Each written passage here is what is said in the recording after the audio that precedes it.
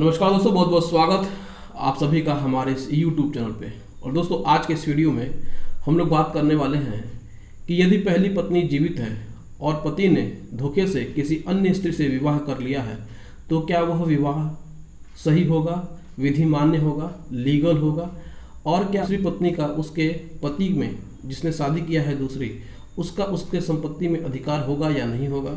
यदि नहीं होगा तो उसका क्या होगा, क्या वह उस संपत्ति के लिए दावा कर सकती है, या फिर उससे जो उत्पन्न बच्चे हैं क्या वो संपत्ति में दावा कर सकते हैं या नहीं कर सकते हैं।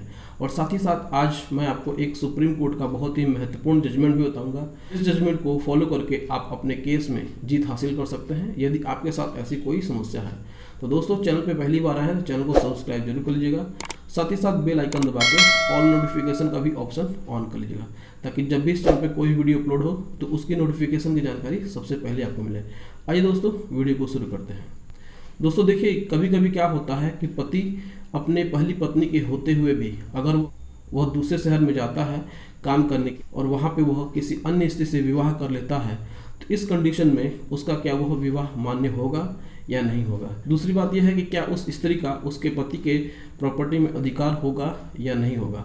तीसरी बात यह है कि क्या उससे जो भी कोई बच्चा उत्पन्न होता है, संतान उत्पन्न होती है, तो क्या उसका अधिकार उसके प्रॉपर्टी में होगा या नहीं होगा। तो सबसे पहले बात तो हम लोग ये जानते हैं कि पहली पत्नी के जीवित रहते ही दूसरी शादी आप नहीं कर सकते हैं, क्योंकि हिंदू विवाह अधिनियम की धारा 5(1) के अंतर्गत यदि कोई पत्नी जीवित है तो अगर कोई पति दूसरा विवाह करता है तो उसका वह विवाह शून्य माना जाएगा, यानी कि नल एंड वॉइड होगा।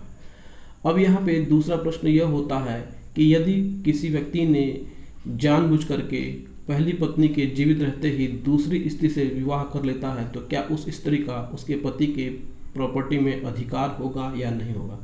इसमें सुप्रीम कोर्ट का एक बहुत ही महत्वपूर्ण और पावरफुल जजमेंट है जिसका नाम है इंदिरा शर्मा वर्सेस BKV शर्मा। इस जजमेंट में माननीय सुप्रीम कोर्ट ने अपने निर्णय में यह कहा है कि पहली पत्नी के जीवित रहते ही पति कोई दूसरा विवाह अगर करता है तो उसमें जो सेकंड वाइफ होती है उसका उसके पति के प्रॉपर्टी में किसी प्रकार से कोई अधिकार उत्पन्न नहीं होगा।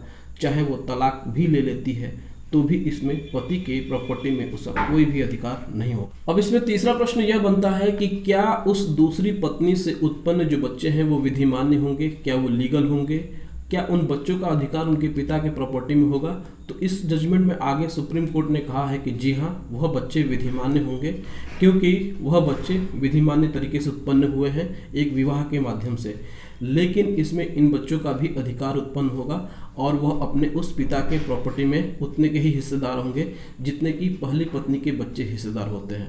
तो दोस्तों, इस तरीके से आपने जाना कि पहली पत्नी के जीवित रहते ही यदि कोई व्यक्ति किसी दूसरी स्त्री से विवाह करता है तो वह विवाह हिंदू विवाह अधिनियम की धारा 5(1) के अंतर्गत शून्य मानी जाती है। दूसरी बात यह है कि उस पत्नी का यानी कि उस सेकेंड वाइफ का उस पति के प्रॉपर्टी में किसी प्रकार से कोई अधिकार नहीं होता है। लेकिन यदि उस पत्नी के यानी कि उस दूसरी वाइफ से कोई भी संतान उत्पन्न होती है तो वो लीगल होती है और उनका उसके पिता के संपत्ति में पूरा अधिकार होता है जितना कि पहले पत्नी के बच्चे में होता है। तो दोस्तों, ये वीडियो कैसा लगा कमेंट सेक्शन में जाकर कमेंट करके बताइएगा। यदि आपको कोई बात पूछनी है तो कमेंट करके पूछ सकते हैं। और यदि यह वीडियो आपको पसंद आए तो इस वीडियो को लाइक जरूर कर दीजिएगा, शेयर भी कर दीजिएगा और हमारे इस चैनल को सब्सक्राइब जरूर करिएगा। Thank you so much. जय हिंद दोस्तों।